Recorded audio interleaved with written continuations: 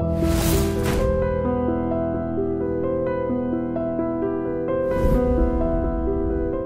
this is Ram Gopal Verma and congratulations to iDream for reaching 1 million subscribers. So మీరు only అక్కడ వాళ్ళు వేసే వేషాలకి నవ్వు మాత్రం నవ్వేవారు అంతే పక్క నుంచి.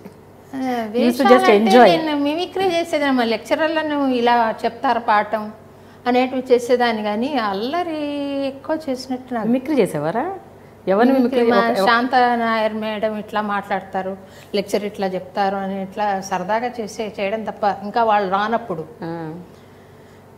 ఎక్కువగా నాది రియాక్షన్ ఉండేది. No action, only reaction. ఎలా చదువుకునేవారు మ్యామ్? ఎలా చదువుకునేవారు? చదువు నేను 8th క్లాస్ దాకా నాకు 100/100 వచ్చాయి. తర్వాత ఎందుకనో కర్నూలు షిఫ్ట్ అవ్వడంతో నాకు బాగా అలవాటైన హైదరాబాద్ వదిలి కర్నూలు వెళ్ళాను. కొత్త అంత కల్చర్ కానీ, ఫ్రెండ్స్ మాట తీరు కానీ, వాళ్ళ వైబ్స్ కానీ డిఫరెంట్గా అనిపించి కొంచెం ఏదో నాకు మెంటల్గా కొద్దిగా డిఫరెంట్గా అయ్యాను. తర్వాత అయినా బాగానే చదువుకున్నాను. 10th వచ్చేసరికి బాగా మొదలుపెట్టింది నేను ఒక చిన్న ఇన్సిడెంట్తో స్లో డౌన్ అయిపోయాను. వైరాగ్యము అవి ఎక్కువ 10th స్టాండర్డ్లో మొదలయ్యాయి. స్టడీస్ నెగ్లెక్ట్ అయింది. మా చిన్నన్నయ్య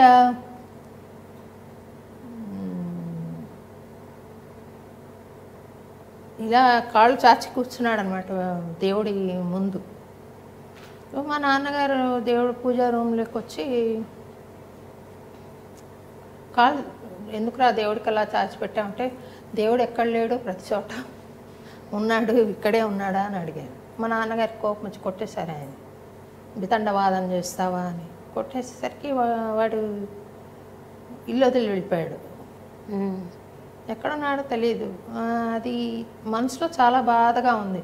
స్కూల్కి వెళ్ళడం, 2 periods అటెండ్ అయ్యి మళ్ళీ వెనక్కి రావడం, వచ్చిన దగ్గర నుండి అన్నయ్య ఎక్కడున్నాడు అనే ఆలోచన వచ్చేది. తర్వాతనేమో ఒకసారి స్కూల్కి వెళ్ళాను బలవంతంగా, మా నాన్నగారు వాళ్ళు చెప్తే వెళ్ళమంటే వెళ్ళాను. వెళితే సాయంత్రం అయితే వెతికేవాళ్ళం ప్రతి చోట వెళ్ళి. మా తెలుగు టీచర్ ఒక ఆవిడ, శోభ మీ అన్నయ్య ఇల్లు వదిలి వెళ్ళిపోయాడంట కదా అని అడిగిందన్నమాట. అది క్లాస్లో అందరి ముందర అడిగేసరికి నాకు అది పెద్ద ఇన్సల్ట్గా అనిపించింది అప్పట్లో. ఇప్పుడేం అనిపించదు, అప్పట్లో ఇన్సల్ట్గా అనిపించి, that was one incident that slowed down my enthusiasm, యాక్టివ్గా చదువుకోవడం అదంతా. అప్పటి నుండి స్లో డౌన్ అయింది. ఏవో దుఃఖం పాటలు పాడటం, దేవుడి పాటలు పాడటం ఎక్కువ అయిపోయింది. అది కంటిన్యూ అయింది ఇంకా నాకు. ఆ తర్వాత ఒక రకమైన స్వతసిద్ధంగా ఫిలసాఫికల్ తత్వం, అలాంటివి కొన్ని బాహ్యంగా జరిగిన ఇన్సిడెంట్స్, కవిత్వాలు రాయటాలు. మీ అన్నయ్య మళ్ళీ వచ్చాడు 10 daysలో మళ్ళీ వాడు వాళ్ళ ఫ్రెండ్ దగ్గరే ఉన్నాడు. తిరిగి వచ్చి వాళ్ళే ఫ్రెండ్, కానీ నాకు తెలియదు కదా. కానీ ఆ తర్వాత అయినా మీరు ఇంకా మానసికంగా మళ్ళీ సెట్ కాలేదు? మీరు 10 రోజులు వచ్చిన తర్వాత కొన్ని విషయాలు ఇప్పుడు అప్పుడప్పుడే తెలుస్తున్న కొన్ని విషయాలు ఉంటాయి మనకి. ఒక ఆడపిల్లగా కొన్ని విషయాలు తెలుస్తుంటాయి, కొత్తగా ఉంటుంది జీవితం.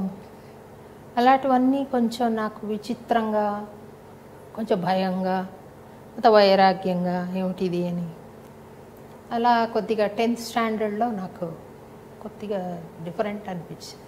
జనరల్గా 14-15 అంటే టీనేజ్లోకి వచ్చిన తర్వాత అమ్మాయిలకి యాజ్ యునో ఎంత లేదనుకున్నా we have lot of attractions, కొంచెం వల్నరబుల్గా ఉంటాం, కొంచెం చుట్టుపక్కల ప్రపంచంలో మనం మంచిగా కనిపించాలి, అందంగా కనిపించాలి, ఎదుటి వాళ్ళని మనం అట్రాక్ట్ చేయాలి, లేకపోతే మనం వాళ్ళని చూడాలి, ఇలాంటి కొన్ని థాట్స్ ఉంటాయి.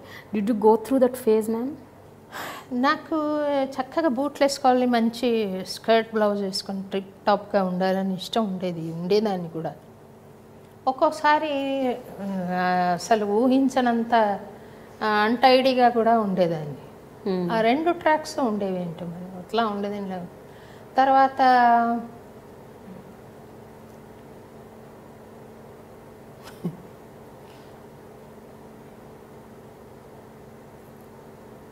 ఎందుకన్నా నాకు మరి అది అటువంటి పెద్దగా లేదు. పాట పిచ్చి ఎక్కువగా ఉండేది. పాట, కవిత్వము, డైరెక్ట్ చేసేదాన్ని, డ్రామాస్ చేయమని, డాన్స్ చేయమని ఎంకరేజ్ చేసేదాన్ని మా ఫ్రెండ్స్ని. 24 గంటలు ఇదే గోల తప్ప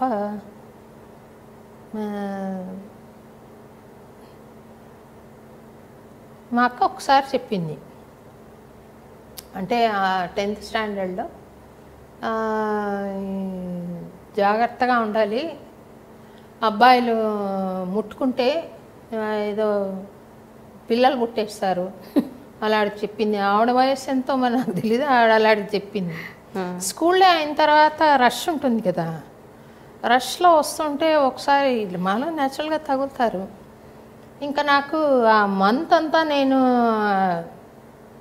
భయపడుతూ ఆలోచన చేసినమాట, తగిలారే మరి ఇట్లా ఇట్లా అని. ఇలాంటి సైకలాజికల్ ప్రాబ్లమ్స్ కొన్ని సరి అయిన ఎడ్యుకేషన్ ఇవ్వకపోతే జరుగుతాయి. కొంచెం బాధ, భయము కొన్ని కలగడం సహజంగా ఉంటాయి. అట్లా అలాంటి ఆలోచనలు వచ్చాయి తప్ప నేను నిజంగా పెద్ద ఇష్టపడి ఫలానా అనే నా దృష్టిలో ఏవి లేవు. మిమ్మల్ని ఎవరైనా ఇష్టపడ్డారా పోనీ కాలేజ్లో మీ వెంట పడటం? ఉన్నాయేమో కొన్ని. కాలేజీలో పద్మావతి ఉమెన్స్ కాలేజీలో చదివాను కాబట్టి బాయ్స్ లేరు. కాకపోతే నేను పబ్లిక్ పర్ఫార్మెన్సెస్ చేసేదాన్ని కదా, కొంచెం ఉత్తరాలు రాసేవాళ్ళు ఉండేవాళ్ళు. తర్వాత ఫస్ట్ టైం నేను జూనియర్ ఇంటర్మీడియట్లో ఫస్ట్ ప్రైజ్ వచ్చింది ఇంటర్ యూనివర్సిటీ కాంపిటీషన్స్లో. పత్రికల్లో రావడం, తర్వాత అందరూ it was talk of the town. కొత్త అమ్మాయికి వచ్చింది, అంతవరకు ఒక కొంచెం ఫైనల్ బిఏలో ఉన్న అమ్మాయికి అలాగ వచ్చి, జూనియర్ ఇంటర్లో ఉన్న అమ్మాయికి ఫస్ట్ టైం వచ్చింది అంటే it was talk of the town.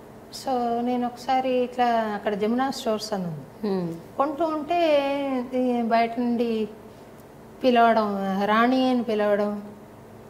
తర్వాత అక్కడ ఎస్వి క్యాంటీన్ అని ఉండేది, అక్కడ మా బస్సు ఆగేది, అక్కడ కొంతమంది అలాగా పిలవడం ఉండి నాకు చిరాకు అనిపించింది. నిజానికి చిరాకు నా పేరు మార్చుకోవడానికి కారణం అది. శోభ రాణి అని ఉండేది నా పేరు కాలేజీలో, నేను శోభ రాజు అని మార్చుకున్నాను. తర్వాత ఏవో కాలేజ్కి వచ్చేవి కొన్ని ఉత్తరాలు, కొన్ని నా చేతికి ఇచ్చారు, కొన్ని లెక్చరర్లే చదివి పారేశారు. అలాగా అంటే అప్పుడు ఏంటి మ్యామ్, మీరు భయపడేవారా, లేకపోతే ఎప్పుడైనా అట్లా రాసిన వాళ్ళని తిరిగి రివర్స్లో గొడవ పెట్టుకోవడం, వాళ్ళకి గట్టిగా చెప్పడం, అలాంటి ప్రయత్నాలు ఏమైనా చేశారు? అన్నమాచార్య ప్రాజెక్టులో చేరిన కొత్తల్లో క్లాసెస్ కండక్ట్ చేసేదాన్ని. ఒక అబ్బాయి ఎవరో వచ్చి ఒక ఆయన మెడిటేట్ చేస్తూ ఉండేవాడు, బయటికి పిలిచేది రాముల వారి ఫోటో స్టాచ్యూ ఉన్నది ఇచ్చాడు. సరే ఏంటి అని అంటే ఏం చెప్పట్లేదో తిక్కగా మాట్లాడితే నేను అది తీసుకుని లోపలికి వచ్చి కూర్చున్నాను. నేను క్లాస్లో చేరుతా అన్నాడు, పాడు అని చెప్పాను. పాడితే నీకు పాట రాదు, ఊరికే టైం వేస్ట్ చేసుకో. నాకు తెలుసు, నేను డిస్కరేజ్ చేయను ఎవరిని, నీ పాట పాడతా అంటే డిస్కరేజ్ చేయను. ఆ అబ్బాయి మోటివ్ నాకు తెలుసు కాబట్టి నీకు పాట రాదు, ఊరికే టైం వేస్ట్ చేసుకోకు అని చెప్పాను. చెప్తే సరే నేను కనీసం వింటాను అని చెప్పి అక్కడ నేను ఇక్కడ క్లాస్ చెప్తుంటే అక్కడ కూర్చుని హాల్, అది ఒక ప్రోగ్రామ్ హాల్ అనమాట, అక్కడ కూర్చుని మెడిటేట్ చేస్తూ ఉండేవాడు. మెడిటేట్ చేస్తూ ఉంటే ఒకరోజు చాలా ఒక 20 పేజెస్ పుస్తకంలాగా ఇచ్చాడు, ఉత్తరాలన్నీ రాసి. ఏమిటని అందులో చూస్తే నాకు ఏదో 10-12 జన్మల నుండి తెలుసు ఆయన. 10-12 జన్మల నుండి తెలుసు, ఈ జన్మిది ఆ జన్మిది ఏదేదో రాశాడు. నేను సగం చదివాను, సగం కూడా చదివానో లేదో గుర్తులేదు. చిరాకు వచ్చింది అంత చదవాలి. నేనేం మాట్లాడలేదు, కానీ రోజు వచ్చి కూర్చుని మళ్ళీ వెళుతున్నప్పుడు పలకరిస్తుంటే చాలా గట్టిగా విసుక్కున్నాను. ఒకసారి విసుక్కున్నాను, నేను మా అన్నయ్య వాళ్ళని పిలుస్తాను అని కూడా చెప్పాను. ఇంకా అంతటితో పోయింది. తర్వాత లాస్ట్ నువ్వు అడిగా కాబట్టి చెప్తున్నా సరదాగా. నేను ఏ ఇంటర్వ్యూలో ఇవన్నీ మాట్లాడిన సందర్భం గుర్తులేదు. First time talking. చెప్పండి మ్యామ్. అయితే యూనివర్సిటీ నుండి ఒకసారి ఇంకా నేను వస్తూ ఉంటే అక్కడ గేట్ దగ్గర ఒక అబ్బాయి నిలబడుకుని ఉండేవాడు. ఇలాగే ఉత్తరాలు ఇచ్చేవాడు. ఉత్తరాలు ఇచ్చి అదే బ్రతకలేను ఇలాగ రాస్తారు కదా, రాస్తాడు. రాస్తే నేను నాన్ రెస్పాన్సివ్గా ఉండేది. నాన్ రెస్పాన్సివ్గా ఉండి చచ్చిపోతాను అని అంటే ఒక రోజు మటుకు నిలబడి చెప్పాను, నా గోల్ వేరేగా ఉంది లైఫ్లో. నాకు మ్యూజిక్ మీద మహా పిచ్చి ఉండేది. అక్కడ కూర్చుని హిస్టరీ కూడా వినేదాన్ని కాదు. ఎందుకు ఇక్కడ యూనివర్సిటీలో కూర్చుంటున్నాను నేను? నాది ఇది కాదే లైఫ్, నాది ఇది కాదే మార్గము. అందరూ నవ్వుతూ సరదాగా ఉండేవాళ్ళు. నా వేరేగా కూర్చుండేది. వాళ్ళు అడిగేవాళ్ళు నన్ను, ఏంటో మేమంతా సరదాగా ఉంటే నువ్వు నీ ఏదో లోకంలో ఉన్నావు అంటే, ఏంటో ఇది కాదు నాది అని ఒక ఫీలింగ్ వచ్చేదన్నమాట. ఇది కాదు నా లోకం, ఇది కాదు. సరే ఆ అబ్బాయికి అదే మాట చెప్పాను నేను, నా ఇది డిఫరెంట్గా ఉంది, గోల్ వెరీ డిఫరెంట్గా ఉంది, డోంట్ బాదర్ మీ అని చెప్తే నేను ఇట్లా ఏదో it's difficult to handle my self అన్నట్టు చెప్పాడు. ఏం కాదంటే చూస్తాను బెదిరించాడు, నేను చచ్చిపోతాను. నేను లెక్క చేయలేదు, కానీ లోపల ఎక్కడో భయంగా ఉండింది ఏదన్నా అవుతుంది. కాకపోతే నాకు ఆశ్చర్యం ఏంటంటే నేను అన్నమాచార్య ప్రాజెక్ట్లో చేరిన 2 ఏళ్ల తర్వాత ఒక సినిమా థియేటర్లో ఆ అబ్బాయి, వాళ్ళ భార్య, వాళ్ళ బిడ్డ ముగ్గురిని నేను చూశాను.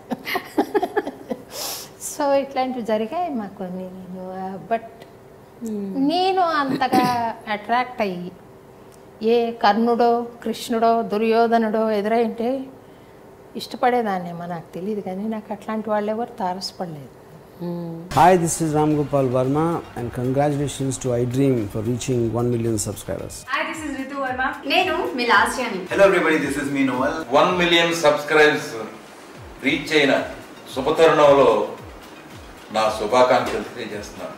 iDream 1 million subscribers ki reach ayindandi. Congrats to iDream Media on reaching 1 million subscribers. iDream Media వాళ్ళు 1 million subscribers reach చేసినందుకు all the best and congratulations to you. Congrats iDream. Keep up the good work and continue to entertain us.